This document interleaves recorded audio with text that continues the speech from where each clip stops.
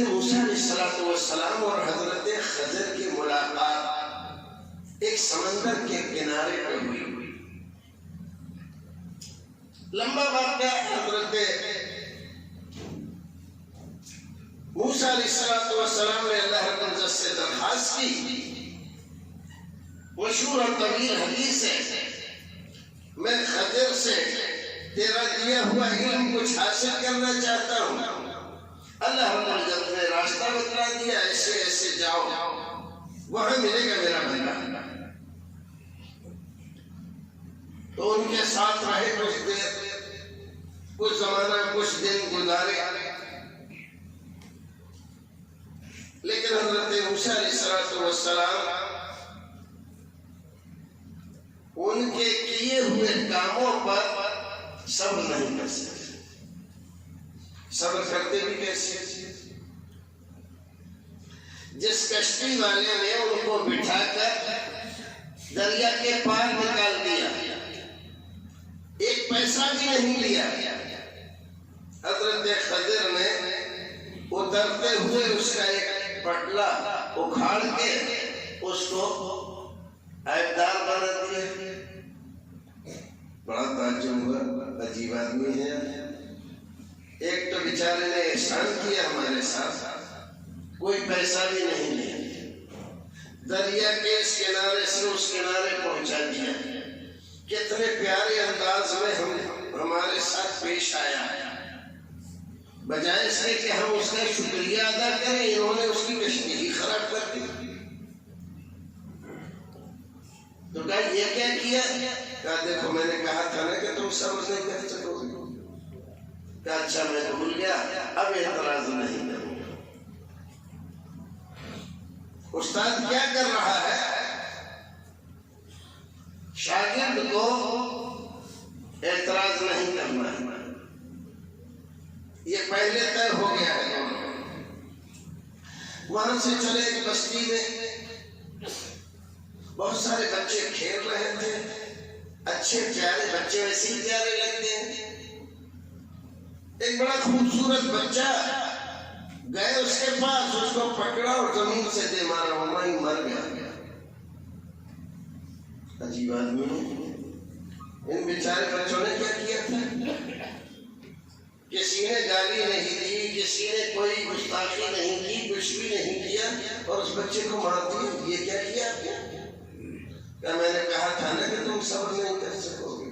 کہا بھول گیا، معاف کر دو، اب نہیں کروں گا۔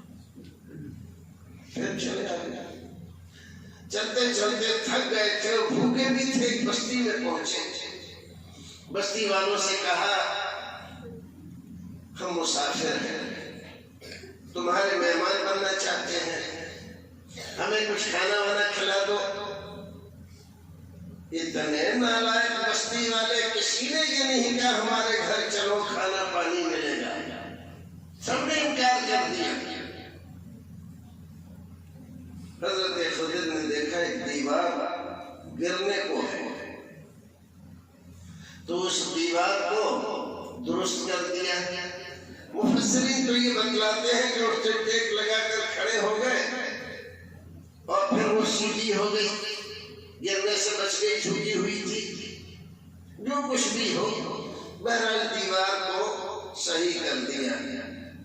حضرت موسیٰ علیہ السلام سے پھر برداشت نہیں ہوئے، کہا کہ عجیب آدمی ہو، ارے اتنے نالائق کی بستی والے ہیں، کسی نے پانی کو بھی نہیں پوچھا، کھانے کو تو چھوڑو، اور اتنا بڑا کام جس میں کئی مزدور لگتے، تب جا کر یہ دیوار ٹھیک ہوتی، بغیر پیسے کے کر دیا۔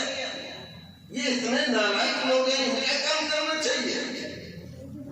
موسیٰ کہا تھا نا صبر نہیں کر سکو گے،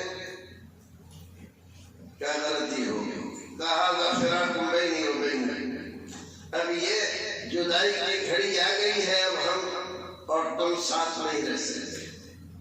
پھر سب کی تفسیر بتائی، کشتی کو کیوں عیبدار کیا، اس بچے کو کیوں مارا،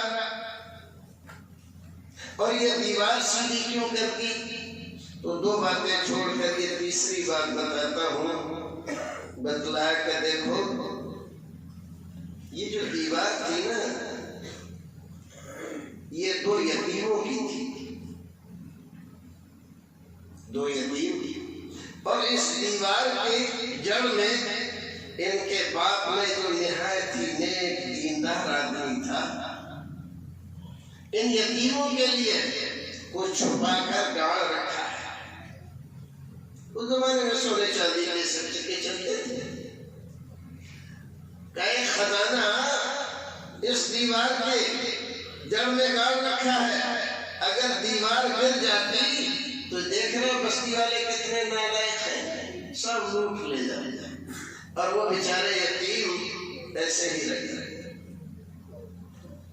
باپ نیک تھا، دیندار تھا، اللہ رب العزت نے چاہا کہ اس کے نیک دیندار باپ کی اولاد پریشان نہ ہو، یتیم تو ہو گئے بیچارے، کہیں ایسا نہ ہو کہ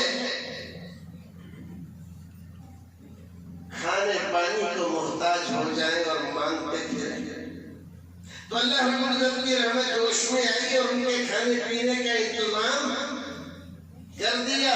مجھے حکم دیا، اشارہ ہوا کہ اس دیوار کو درست کر دو، تو میں نے درست کر دیا، میں اپنے طرف سے تھوڑی کچھ کر سکتا ہوں، وہ حکم دیتا ہے تو کرتا ہوں۔ بھائی عزیزو، واقعہ بڑا ہے اور بڑا تفصیلی ہے اور بڑا عبرت آمیز ہے۔ پڑھیں ہم قرآن شریف اور تفسیر پڑھیں، بہت ساری چیزیں اس میں نکلیں گی، لیکن ہمیں جو چیز بتانا ہے وہ کیا کہ اگر باپ نیک اور دیندار ہوتا ہے تو اللہ رب العزت کی نظر عنایت ہوتی ہے اس پر، اور اس کا اثر اس کے بچوں کو بھی جاتا ہے۔ اور وہ جو بچہ مار دیا تھا نا، اس کے بارے میں بتلایا کہ وہ بچہ بڑا ہو کر اپنے والدین کے لیے مصیبت اور پریشانی کا باعث بنتا تھا، اور وہ دونوں بڑے نیک ہیں، ماں بھی نیک ہے اور باپ بھی نیک ہے، لیکن یہ نالائق بیٹا بڑے ہو کر نافرمان ہوتا والدین کا، اس لیے اللہ رب العزت کا اشارہ ہوا کہ اس کو اس وقت تک کے لیے جیتا مت رکھو، تو ہم نے اس کو مار دیا۔ دو واقعے ہوئے نا، اور دونوں سے ایک ہی پیغام ملتا ہے، کیا کہ نیکی کرو گے، نیک جذبات رکھو گے، اللہ کو راضی رکھو گے، تو تمہاری زندگی ہی تک نہیں، تمہارے بعد والی زندگی تک اس کے اثرات باقی رہیں گے، اور تمہاری اولاد پر بھی اس کے اچھے اثرات پڑیں گے، اور اللہ رب العزت اپنی رحمتیں، عنایتیں، شفقتیں تمہارے بچوں پر بھی رکھیں گے۔ بات آئی سمجھ میں؟ تو کیا سمجھ میں آیا کہ نیک راستہ چلنا چاہیے کہ نہیں، اللہ کو راضی کرنا چاہیے کہ نہیں، دینی زندگی گزارنا چاہیے کہ نہیں؟ اللہ رب العزت کو خوش کرنے کے لیے ہمیں عبادت، ریاضت سے لے کر جو کچھ اللہ رب العزت نے ہمیں دیا ہے، اللہ رب العزت کی رضامندی اور خوشنودی کے لیے خرچ کرنا چاہیے۔ رب راضی ہو جائے تو سب راضی ہے، کسی کی پرواہ نہیں ہے۔